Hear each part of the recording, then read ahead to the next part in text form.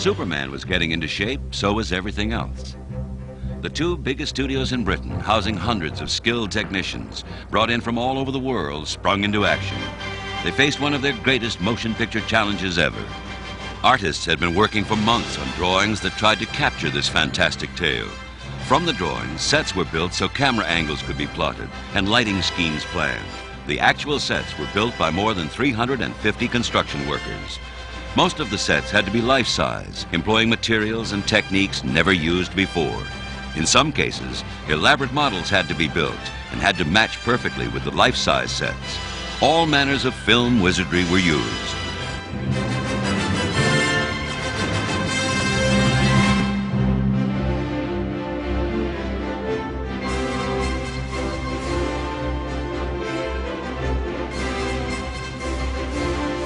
We were in a terrible, terrible bind in terms of having to get things done quickly because Brando and Hackman had been signed.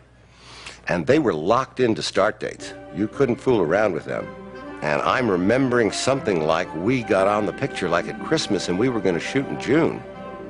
6 months is no time to prepare a huge picture like this. They had spent $6 million before Dick even got on. Nobody knew how to make Superman fly. Dick started from scratch with John Barry, a brilliant designer who had designed Star Wars. I met this character, this big, tall, lanky genius who had this ability to talk with a pencil.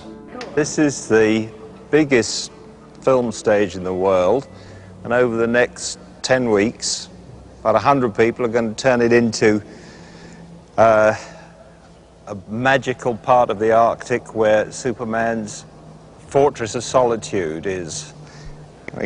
Where I'm standing now will be the sea, a lot of pack ice. Well, Star Wars is much grittier sort of story.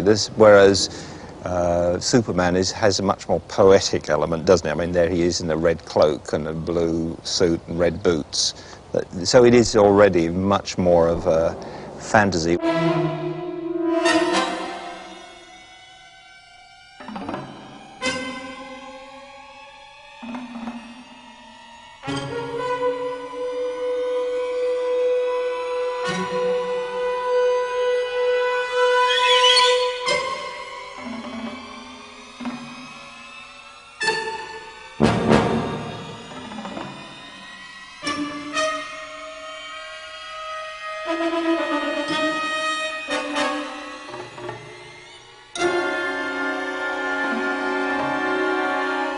Ultimately, we cast Sarah Douglas, great British actress, and she won acclaim playing this role.